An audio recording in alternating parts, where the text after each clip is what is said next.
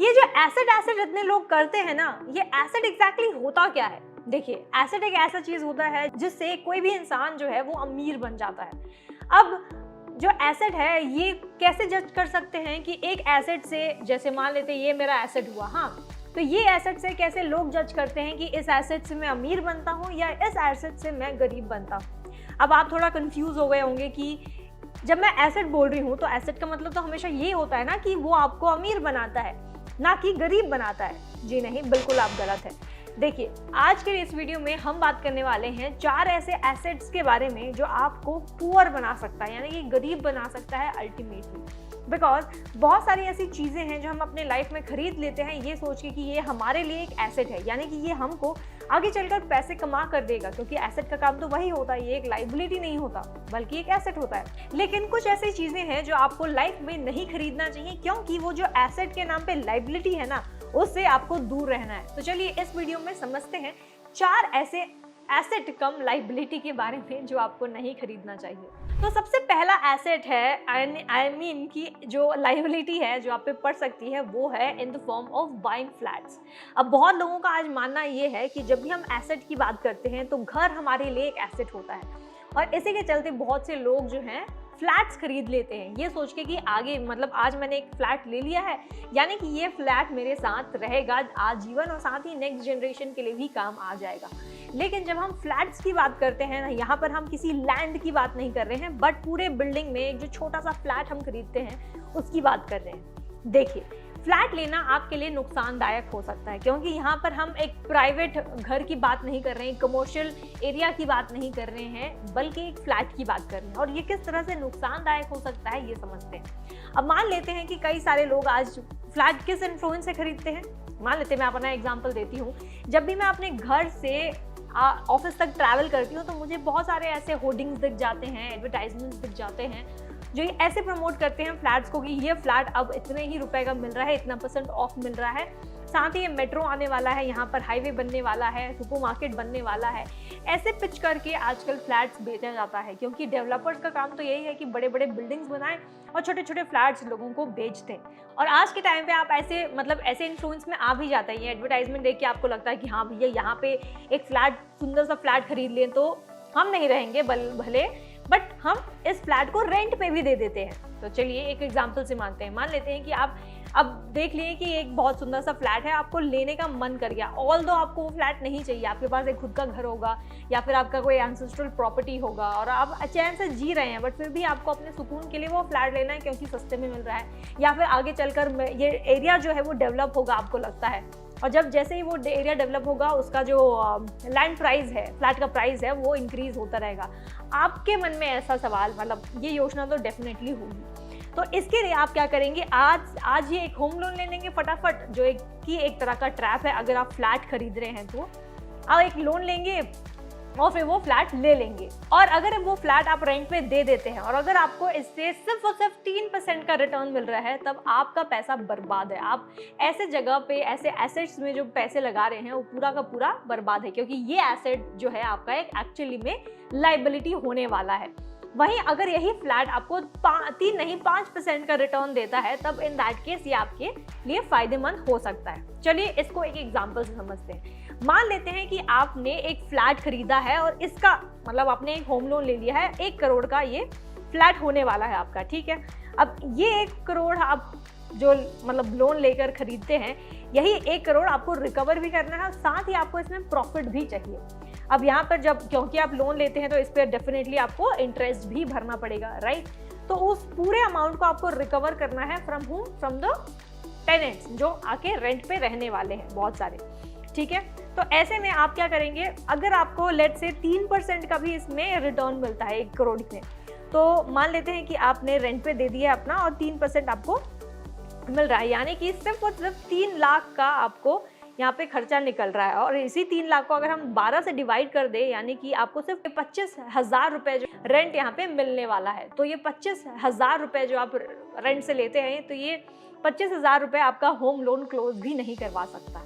वहीं मान लेते हैं कि एटलीस्ट आपको अगर 5% भी मिल रहा है इसका, यानी कि 5 लाख रुपए, यानी कि नियरली 41,000 आपको हर महीने भी मिलता है, तब इन दैट केस आप अपने होम लोन को भी क्लियर कर सकते हैं धीरे धीरे। तो आपको ये देखना होगा कि अगर आप फ्लैट ले भी रहे हैं, अगर एक ऐसे एरिया में ले रहे हैं जहाँ पे आपको लॉन्ग टर्म में मुनाफा होने वाला है, तभी आपको ये डिसाइड करना चाहिए कि ठीक है फ्लैट ले सकते हैं। या फिर वेल एंड गुड, अगर आपको घर ही खरीदना है, क्योंकि घर इज एन एसेट, बट आपको ये समझना होगा कि इंडिविजुअल जो घर लेते हैं आप, उसको लेना चाहिए। हमेशा ये प्रेफर कीजिए कि आप एक इंडिविजुअल घर लें, अपना एक खुद का घर बनाएं, ना कि फ्लैट्स को प्रेफर करें। क्योंकि फ्लैट्स का क्या होता है कि आज तो डेवलपर बना दिया है, मान लेते हैं आपको एक फ्लैट में मतलब 20 तल्ला का घर है वो, और वो 20 जो फ्लोर्स है उसमें आप 15 फ्लोर ले लेते हैं क्योंकि व्यूज बहुत अच्छे हैं एक्सेट्रा। अब थोड़े साल बाद क्या होगा, या आगे 10 साल या 15 साल 20 साल बाद क्या होगा, वो पूरे बिल्डिंग को डिमोलिश कर दिया जाएगा और फिर आपको उस पूरे फ्लैट में, मान लेते हैं ये पूरा आपका फ्लैट है, ये लैंड है, आपने लैंड नहीं खरीदा है बल्कि एक छोटा सा हिस्सा खरीदा है एक पूरे बिल्डिंग का। तो इस छोटे से हिस्से का उतना स्क्वायर फीट का आपको कितना ही पैसा मिल जाएगा आफ्टर डिमोलिशन, और फिर डिमोलिश होने के बाद वो फिर रिकंस्ट्रक्ट होगा खिलाना ढिमकाना। तो ऐसे में आपका जो कॉस्ट है, जैसे आप खरीदते हैं उस फ्लैट को, धीरे धीरे कम होता जा रहा है। तो ये आपको समझना होगा कि ओवर अ लॉन्ग टर्म आपको कितने पैसे इन रिटर्न मिल रहे हैं, क्या वो सच में आपके लिए एसेट है या फिर एक लाइबिलिटी बन के रह जाएगा। अब दूसरा एसेट के नाम पे लाइबिलिटी जो है वो है आपका फर्नीचर्स। अब मान लेते हैं कि आपने एक सुंदर सा घर तो खरीद लिया है, उसके मतलब आपने होम लोन लेकर एक घर खरीद लिया है, और इसके बाद अपने घर को, छोटे से घर को आप डेकोरेट करना चाहते हैं। अब इसके लिए आप क्या करेंगे, यानी कि आप फर्नीचर्स बाय करेंगे। अब ये फर्नीचर्स जो है वो मतलब यानी कि आप इंटीरियर डिजाइनिंग करवाएंगे, उसके लिए आप अलग से एक पर्सनल लोन ले लेंगे, जिसको वापस इतना ज़्यादा लोन आपको रीपे करना है, एक तरह का डेट होते जाएगा। तो आप ऐसे में डेट्स में चलते चले जाएंगे। अब जब हम फर्नीचर्स की बात कर रहे हैं, एक घर में जो बेसिक फर्नीचर है आप जो लगवा लेते हैं, इसके बाद आपको इच्छा होती है कि भाई दूसरे के घर को देखो कितना ज़्यादा लाइट अप रहता है, तो आप लाइट्स में इन्वेस्ट करेंगे। आपको ये लगेगा कि हाँ भैया आपके घर में भी थोड़े फैंसी लाइट्स होने चाहिए, येलो कलर के, ब्लू कलर के, वाइट कलर के, ग्रीन कलर के, आपको भी ऐसे कलरफुल ये डेकोरेशन चाहिए, जो कि अननेसेसरी एक्सपेंसेस होता है। अगर आपको ये लगता है कि हम उतना अफोर्ड कर सकते हैं, उतना मतलब 20 लाख या फिर 30 लाख का जो इतना इंटीरियर का एक्सपेंस लगता है अपने घर पे, उतना आप अफोर्ड कर सकते हैं विदाउट टेकिंग एनी लोन, तब आपको उस पर जाना चाहिए। लेकिन अगर आपको लगता है कि हाँ उसके लिए दूसरा आप लोन लेंगे, जैसे पर्सनल लोन लेकर ये सब इंटीरियर्स कराएंगे, लाइटिंग्स करवाएंगे, कलरिंग करवाएंगे, ये सब करवाएंगे, तो इट्स बेटर कि आप ऐसे डेट से थोड़ा दूर रहें और ज़्यादा लोन लेने की कोशिश बिल्कुल भी मत कीजिए। साथ ही मैं आपको बता दूं, ये जो फर्नीचर्स हम अपने घर के लिए खरीदते हैं, क्या आपको लगता है कि ये आपके पास लाइफ लॉन्ग रहने वाला है? नहीं ना। इसको भी आप हर साल या फिर लेट्स से 5 साल बाद, 10 साल बाद रिप्लेस तो करवाएंगे, राइट? तो इसके लिए भी आपको पैसा देना पड़ेगा। तो इसीलिए हमेशा एक ऐसे चीज़ में इन्वेस्ट कीजिए जो आपके पास एक लॉन्ग टर्म के लिए रहेगा सही सलामत। अब तीसरा जो एसेट है जो आपके लिए एक लाइबिलिटी जरूर बन सकता है, वो है आपको ये डिसाइड करना होगा कि क्या आपको कार चाहिए या फिर आपको बाइक चाहिए। जी हाँ, आपको भी ये कंफ्यूजन रहा होगा ना। देखिए, एज अ सैलरीड इंडिविजुअल, जैसी आपकी नौकरी लगती है, आपके पास एक मतलब आपके अंदर एक रहता है कि हाँ मुझे अपना एक ड्रीम कार या फिर ड्रीम बाइक खरीदनी है। अब ऐसे में हम क्या करते हैं, थोड़ा थोड़ा सेव करते हैं, अल्टीमेटली हम अपने ड्रीम कार को या फिर ड्रीम बाइक को खरीद ही लेते हैं। लेकिन यहाँ पे हम थोड़ा लॉजिक लगाना भूल जाते हैं, हम थोड़ा बजटिंग करना थोड़ा भूल जाते हैं। अब जैसे ही हमको ये लगता है कि हमको एक कार खरीदनी है फॉर दैट मैटर, तो हम ये लगे रहते हैं कि हमको ये लगता है कि हम कितनी फैंसी कार खरीद लें ताकि 4 लोग हमारे कार को देखें और बोले अरे वाह क्या कार ली है।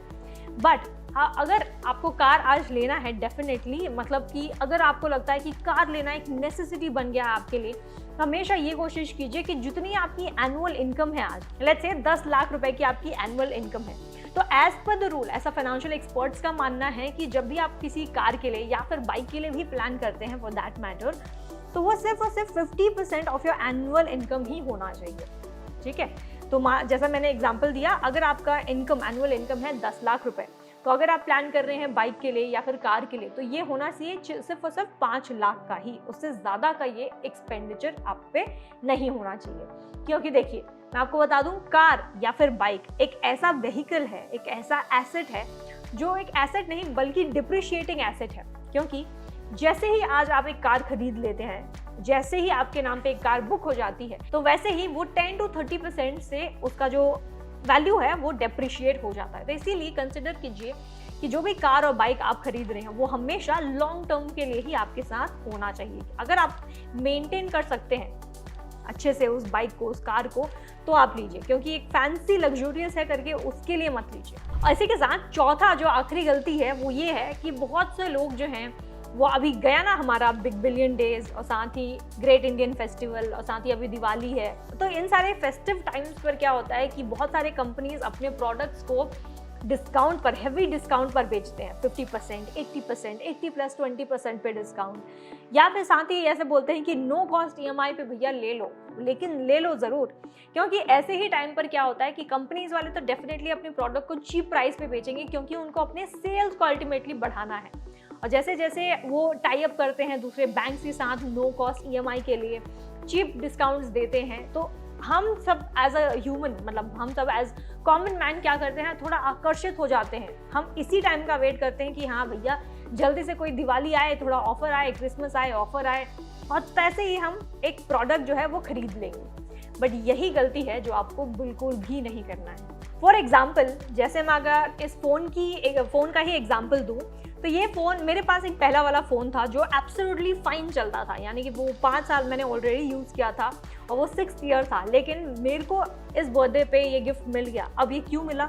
ऑल्दो मेरा पिछला वाला फ़ोन ऑल राइट था, सब एकदम फैंटास्टिक चल रहा था, फिर भी मुझे ये गिफ्ट दिया गया क्योंकि बस ऑफर्स चल रहा है, तो क्यों ना हम ऑफर्स पे एक नया फ़ोन ही खरीद ले। तो बहुत लोगों की ये मेंटालिटी होती ऐसी है कि ठीक है भैया ऑफर पे मिल रहा है तो क्यों ना खरीदें, ऑल्दो हमको उस सामान की ज़रूरत बिल्कुल भी नहीं पड़ती, बट फिर भी हम खरीद लेते हैं।